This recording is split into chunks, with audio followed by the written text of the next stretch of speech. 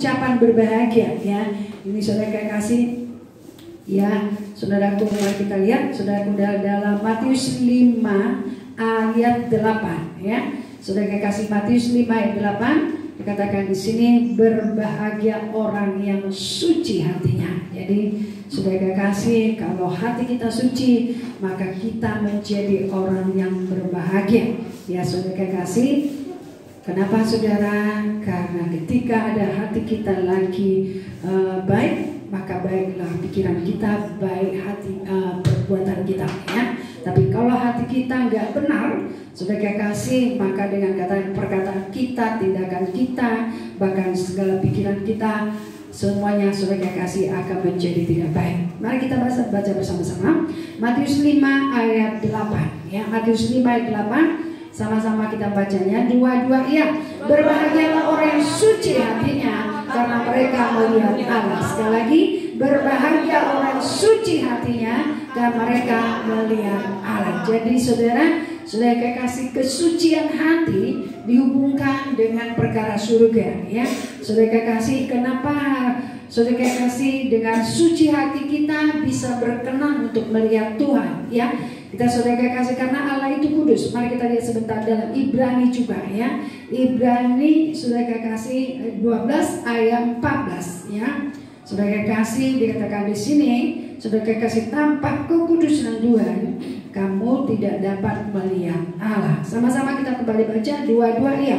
Berusahalah hidup damai dengan semua orang dan kejarlah kekudusan, sebab tanpa kekudusan tidak seorang pun dapat melihat Allah. Jadi saudara kasih dikatakan, berbahagia orang yang suci hatinya, karena mereka melihat Tuhan ya. Itu Matius 5 tadi ya. Kalau di sini dikatakan berusaha berdamai dengan semua orang ya. Jadi saudara kasih, yang berusaha damai itu dari pribadi kita. Jadi kita kadang seringkali ya, kita menyocokkan damai kita dengan situasi orang lain. Kalau orang kayaknya cocok di hati kita, kita bisa damai dengan dia. Seringkali gitu ya.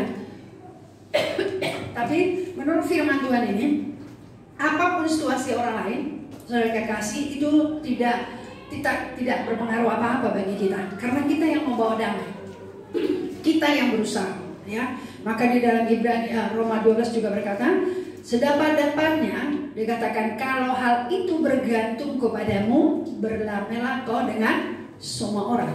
Jadi yang membawa damai itu adalah kita. Jadi saudara, maka dikatakan ketika kita berusaha berdamai dengan semua orang, kita mampu mengejar kekudusan. Gak ada kekudusan tanpa berdamai, gak ada ya. Jadi maka dikatakan saudara, jadi ada kita yang berusaha. Jadi ada usaha kita, ya kita yang ngejarnya ya. Saudara kasih ya, kemarin itu ada yang WA saya, saudara kasih, wah agak keras juga WA itu ya saudara. Ya saudara kasih, yang teguran yang sangat keras. Tapi saudara kasih yang kayaknya pikiran berkata, hati berkata, wow gitu ya. Saudara kasih yang tapi karena ada firman Tuhan ya, hari Selasa itu ya, ini kan mengenai damai kan, damai hari Selasa kan, iya saudara kasih ya. Saudara kasih lagi, saking nggak bisa kubaca semua karena panjang, karena saya ada kegiatan lain, bukan saya hanya duduk gitu ya, saudara ya. Tapi saudara, roh Tuhan berkata ya, pikiranku berkata hapus gitu ya, dagingku berkata lawan gitu ya, saudara kasih. Tapi roh Tuhan berkata terima dengan damai ya. Lalu ingatkan Tuhan pada saya, Yesus saja nggak berdosa disalibkan, kau orang berdosa kok gitu ya. Yesus saja nggak ada salahnya dihakimi, didurai, kau masih hanya dengan WA saja gitu ya. Kau masih WA aja, dikatakan. Tuhan Yesus ditampar lagi, ditikam ya saudara. Tapi itulah menghiburkan saya, dan kemudian saya jawab dengan tenang, dengan damai Tuhan, dengan kasih Tuhan. Saya katakan, maafkan kami dari semua dosa dan kesalahan kami, saya katakannya, dan ampuni kami ya atas semuanya ya, gitu ya. Kami sadar kami masih jauh dari apa kesempurnaan di hadapan Tuhan dan di hadapan jemaat ya. Doakan kami biar kami berubah bisa sampai kepada hingga lapang, saudara. Kemudian saya berdoa, saudara kekasih. Akhirnya hilang, nggak saya ingat lagi, saudara. Hampir nggak saya ingat lagi, saudara. Ya, ketemu dengan orang yang biasa saja. Ya, anak saya bilang tadi begini, udah biarin. Ya, saudara kekasih dalam nama, kenapa saudara? Karena sekali lagi saudara, salah satunya karena ada Roh Kudus yang mengingatkan firman Tuhan. Dan kemudian saya berusaha mematikan siaga saya, mematikan saudara kasih tekanannya untuk marah, tekanannya untuk tersinggung, tekanannya untuk membalas, saudara kasih. Tapi dengan kata lain saudara, maka dikata berusaha berdamai pada semua orang.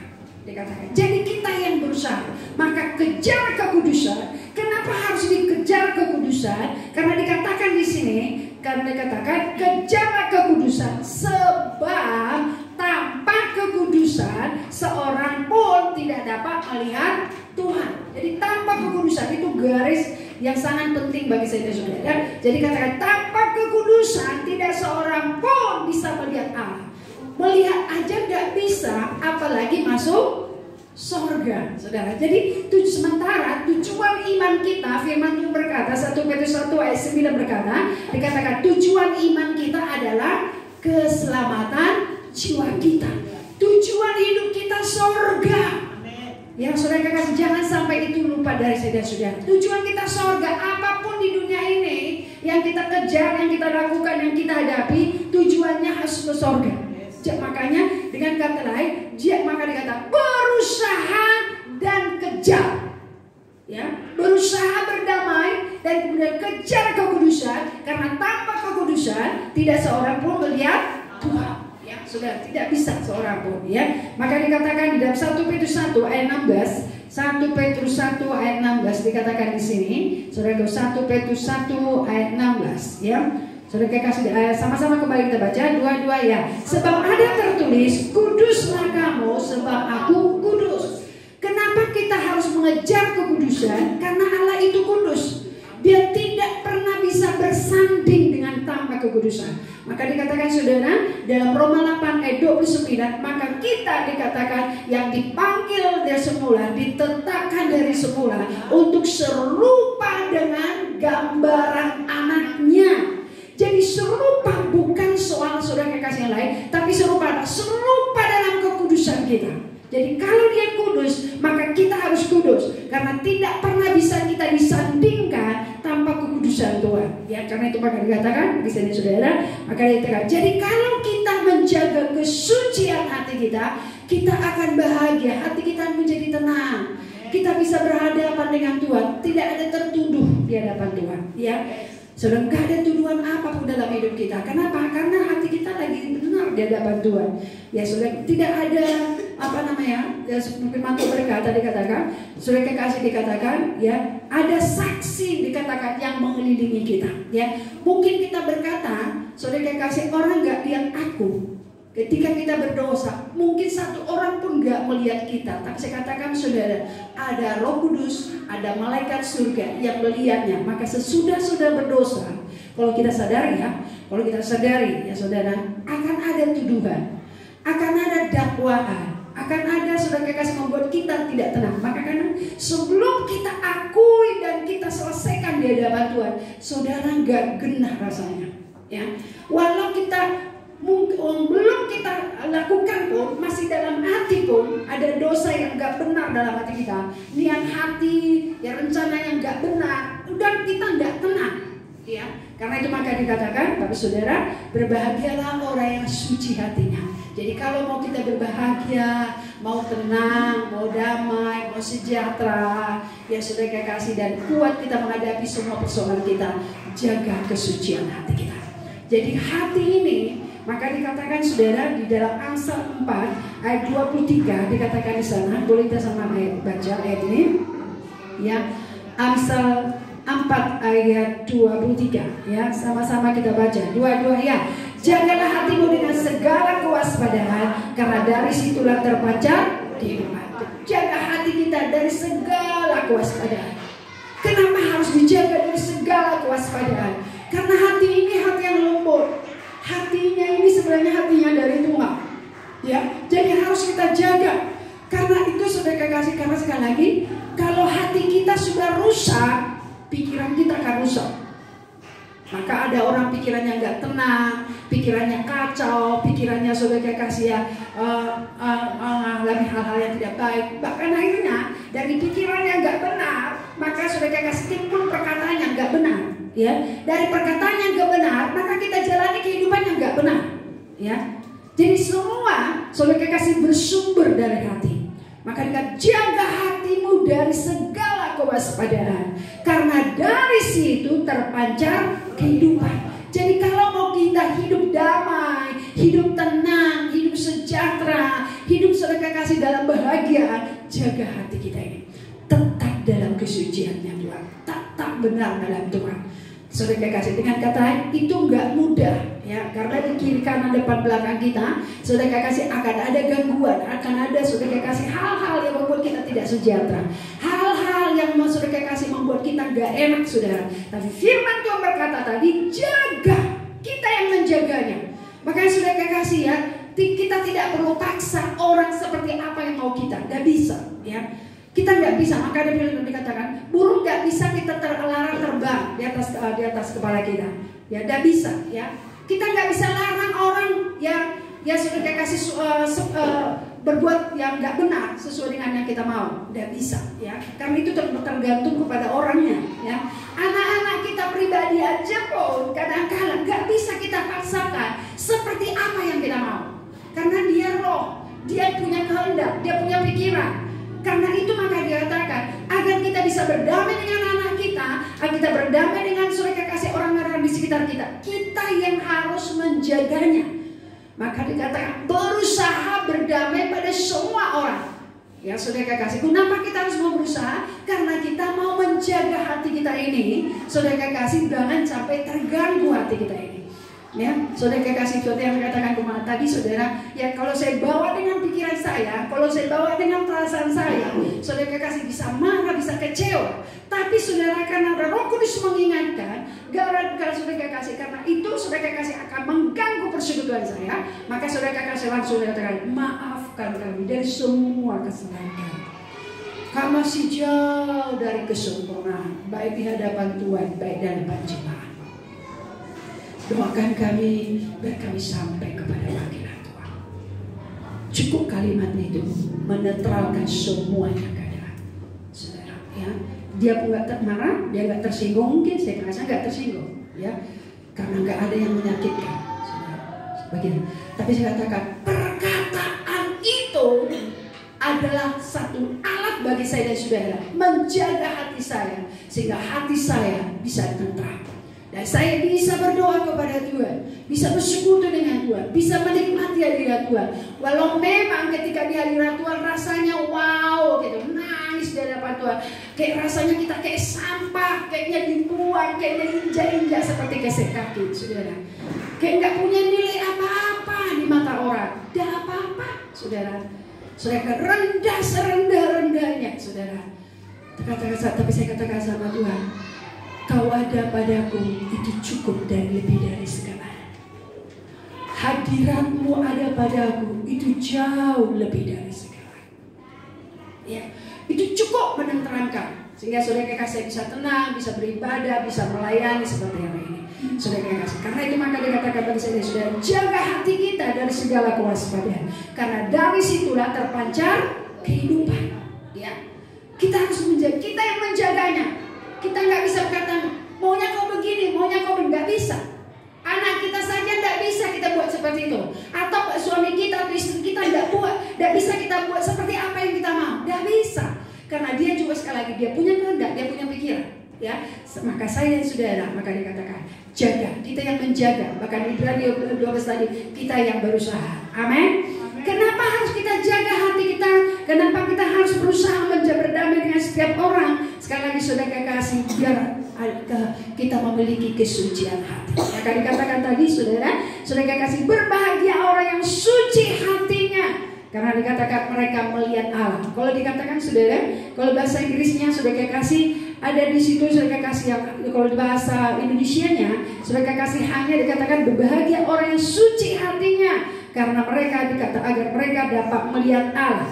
Tapi kalau di bahasa Inggrisnya dikatakan ada perkataan poor in heart. Ya, artinya saudara kekasih, ada saudara kesucian di dalam hati. Ya, kalau tadi saudara berbahagia orang suci hatinya. Kalau bahasa Inggrisnya dikatakan poor in heart. Ya, in heart artinya saudara kekasih di dalam hati. Kalau Bapak Gembala menerangkan kenapa ada di dalam, karena sudah masuk. Jadi kalau mau hati kita ini damai, mau hati kita ini suci, saudara kekasih, nggak ada kekuatan kita apa-apa, maka harus kita masukkan yang suci dalam hati saya dan saudara, maka kita memiliki hati yang suci. Ya, karena dikatakan hidup kita ini apa yang masuk itu yang keluar. Ya, dikatakan dalam Matius 12 ayat 35. Ya, dikatakan saudara kasih, hati ini selain daripada sumber kehidupan, hati ini termasuk juga saudara kasih perbendaharaan kita. Ya, perbendaharaan. Mari sama-sama kita baca Matius 5. Saudara kasih dikatakan di sini. Maafkan saya, Matius 12, maafkan saya. Matius 12 saudara kasih ayat 35. Sama-sama kita membacanya.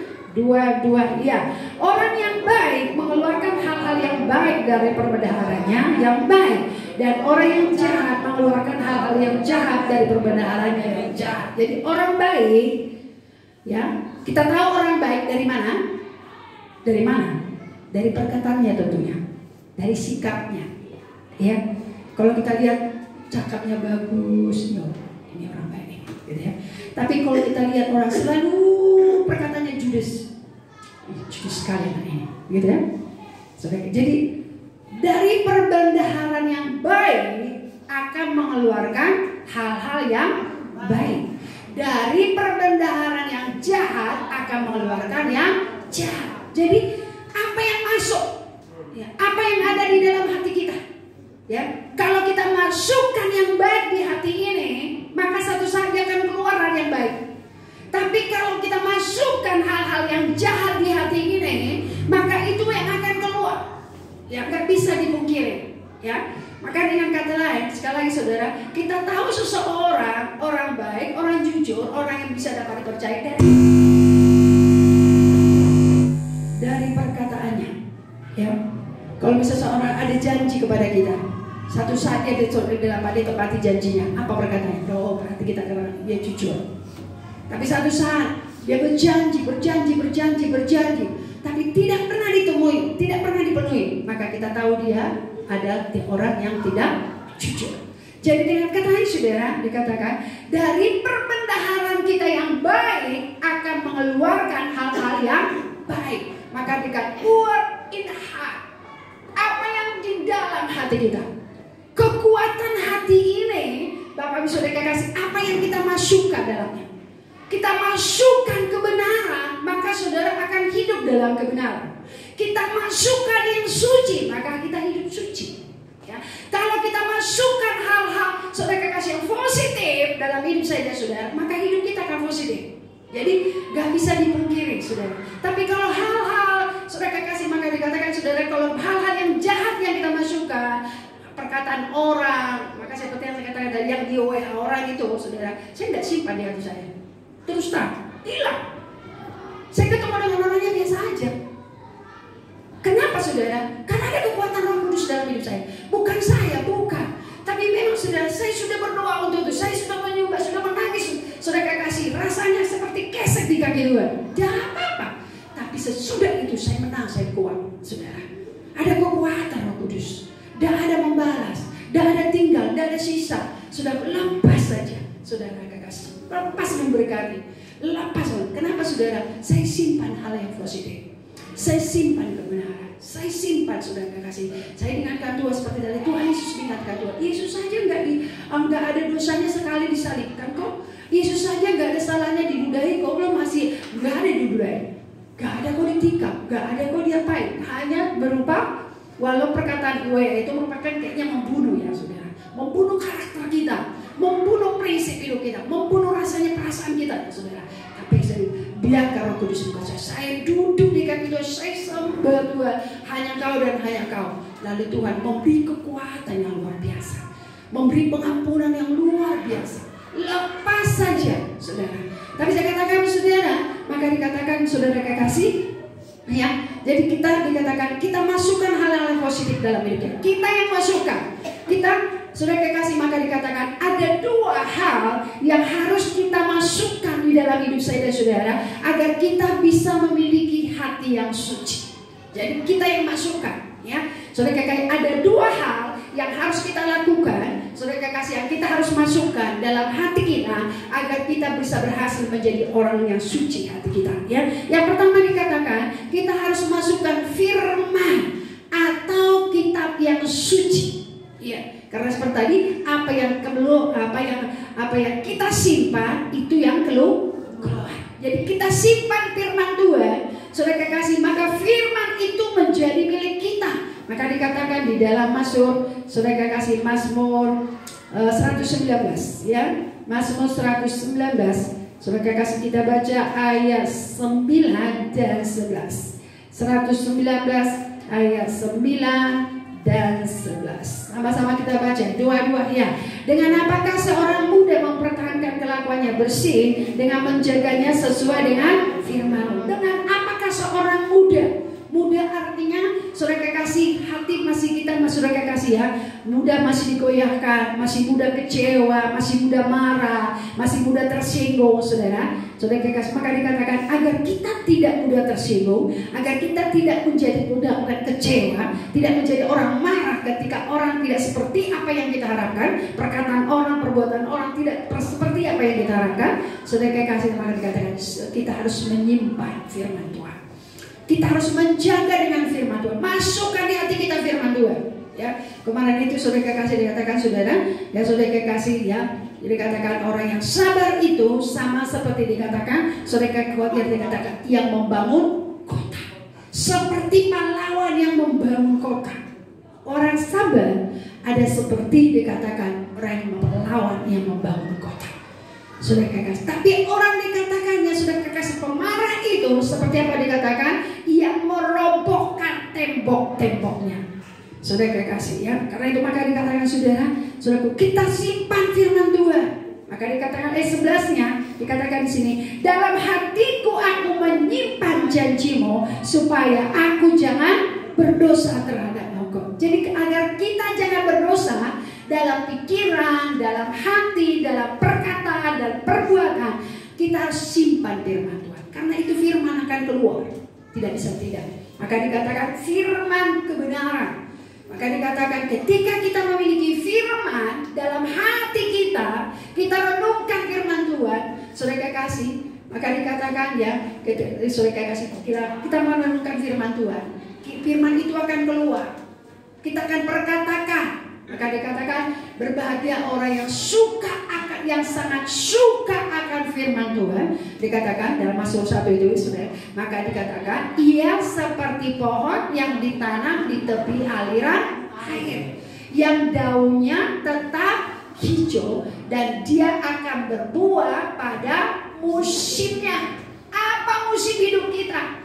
Apakah dan musim keluarga kita? Musim anak-anak dan kehidupan anak-anak kita. Tapi kalau kita punya firman Tuhan itu akan keluar menghadapinya. Firman Tuhan itu memberi kekuatan. Firman Tuhan itu memberi pengharapan. Firman Tuhan itu memberikan penghiburan bagi kita. Perkataan manusia bisa saudara kekasih lenyap. Hari ini dia baik, besok dia tidak baik. Tapi kalau firman Tuhan tetap selama-lamanya.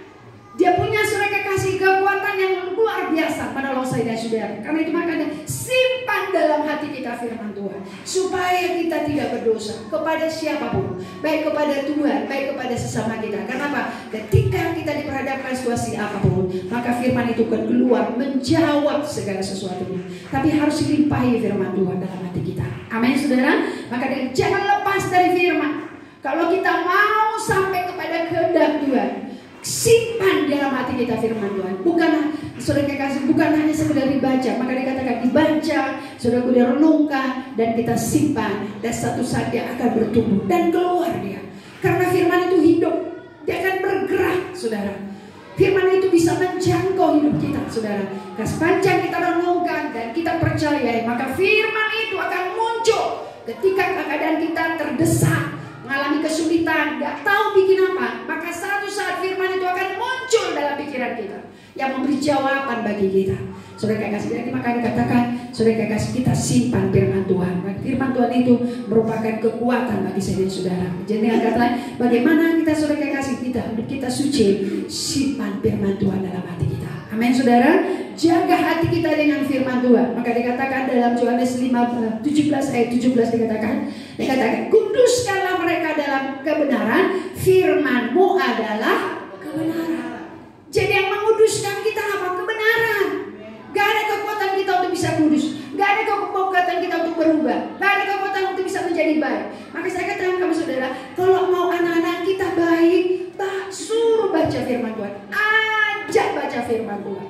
Nasihat bisa sambil lalu saudara, tapi firman itu hidup. Firman Tuhan berkata, dikatakan apa yang disampaikan firman Tuhan tidak pernah akan kembali sebelum dia mengerjakan apa yang dikehendaki Tuhan. Jadi baca aja firman Tuhan, baca firman Tuhan. Walau awalnya kayaknya saudara kasih kayaknya nggak diterge, nggak apa-apa. Saudara kekasih, satu saat firman Tuhan itu akan mengejarnya. Satu saat firman Tuhan akan menolongnya. Dan dia satu saat akan bertumbuh baik dalam Tuhan. Ya saudara kekasih, jadi firman saudara kekasih, apapun namanya. Jadi yang kedua, saudara kekasih, apa yang harus kita masukkan dalam hati kita sehingga bisa tetap hati kita menjadi hati yang suci di hadapan Tuhan. Dikatakan kita terima Roh Kudus, Roh Suci. Roh Suci itu maka dikatakan bagaimana kita bisa suci kalau ada Roh Suci? Karena Roh Kuduslah yang menguatkan kita. Maka dikatakan dalam Yohanes 16, saudara kekasih ayat 8, ya. Roh Kudus yang diberikan bagi saya dan saudara dikatakan akan menginsafkan kita dari segala dosa, kebenaran dan penghakiman, ya. Saudara kekasih Yohanes 16 ayat 8, ya. Sama-sama kita baca. Dua-dua ya. Dan kalau ia datang, ia akan mengisahkan dunia akan dosa, kebenaran, dan pengadilan. Ia ini artinya Roh Kudus. Ya, kalau ia datang, jadi Roh Kudus yang mengisahkan. Saya katakan kepada saudara, yang kemarin saya katakan, saudara, ketika orang itu mengoyang, saudara kekasih, awalnya kayak cing, gitu kan, naik apa kita, kan kita kan punya emosi, kan kita punya pikiran, punya perasaan, ya. Tapi saudara kekasih, tiba-tiba Roh Kudus itu mengisahkan seperti itu. Yesus saja dihakimi kok, kau belum diapa-apain, gitu ya. Saudara, itu artinya mengisahkan. Ketika ada pikiran kita membelok, ketika hati kita mulai hati nggak benar, Roh Kudus itu mengisahkan kita bahwa apa yang harus kita lakukan itu nggak benar, lalu dia akan menguatkan kita dan diisahkannya kebenaran pada kita.